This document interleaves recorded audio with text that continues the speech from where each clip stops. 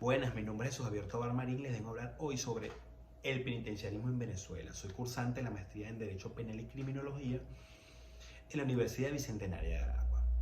En Venezuela existen 30 cárceles nacionales adscritas al Ministerio para el Poder Popular para el Servicio Penitenciario. Estas están ubicadas en distintas regiones de nuestro país. Uno de los más graves deterioros del sistema penitenciario es las infraestructuras penitenciarias, la sobrepoblación y la carencia del presupuesto. Todo esto atenta contra una vida digna y adecuada dentro de un sistema penitenciario. Una de las consecuencias más evidentes que existe dentro del mundo penitenciario o el sistema penitenciario, vamos a hablar de lo que es el hacinamiento.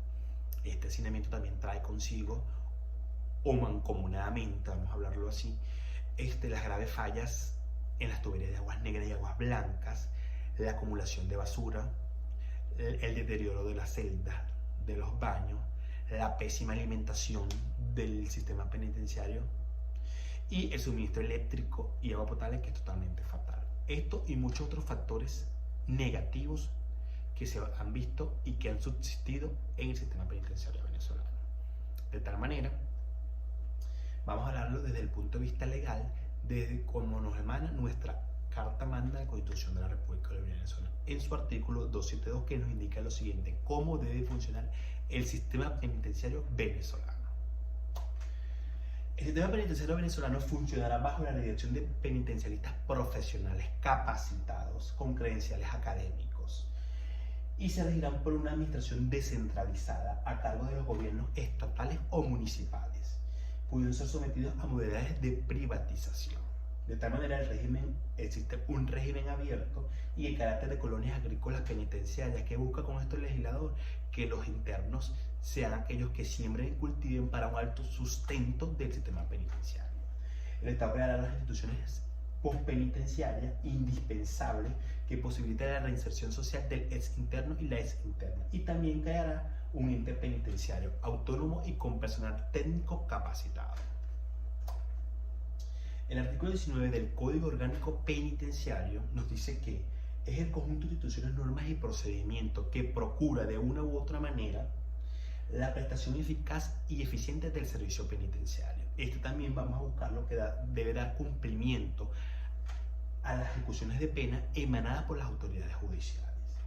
De tal manera que la organización, el funcionamiento, la administración y el control del sistema penitenciario está erradicado o emana del Código Orgánico Penitenciario. Su objeto primordial es que proceda a una reinserción social con el apoyo de unidades capacitadas de supervisión y orientación postpenitenciaria. De tal manera también que vamos a hablar aquí sobre la rehabilitación de los penados.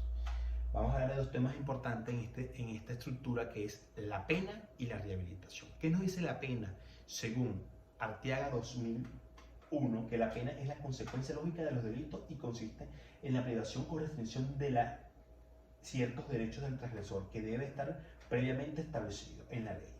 En la rehabilitación nos vamos que Amuchategui nos dice en el 2012 que la rehabilitación consiste en reintegrar al sentenciado tanto en sus derechos civiles como políticos y en los derechos de su familia. También vamos a hablar que en la rehabilitación, desde la parte legal, tenemos dos aspectos, dos artículos: uno de la Constitución de la República de Venezuela, que es el 272, y el artículo 1 del Código Orgánico Penitenciario. En el artículo 272 nos dice que se asegure la rehabilitación del interno o interna y el respeto a sus derechos humanos. De la misma forma que se creen espacios para el trabajo, el estudio, el deporte y la recreación. En el Código Orgánico Penitenciario nos indica su artículo 1 que se debe garantizar a las personas privadas de libertad su rehabilitación integral, progresiva y el respeto a sus derechos humanos. Vamos enmarcados ambas normas al respeto de los derechos humanos. No deben ser quebrados, no deben ser ultrajados. Y su transformación y su reinserción social. De tal manera que cuando vamos a la prevención del delito en un estado democrático, social, de derecho y de justicia, vemos dos prevenciones: general y especial. En la prevención general es aquella que se concibe, ¿verdad?, la pena como medio para evitar que surjan delincuentes dentro de la sociedad. Es decir, que es aquella que es abrumadora, que impacta en la sociedad.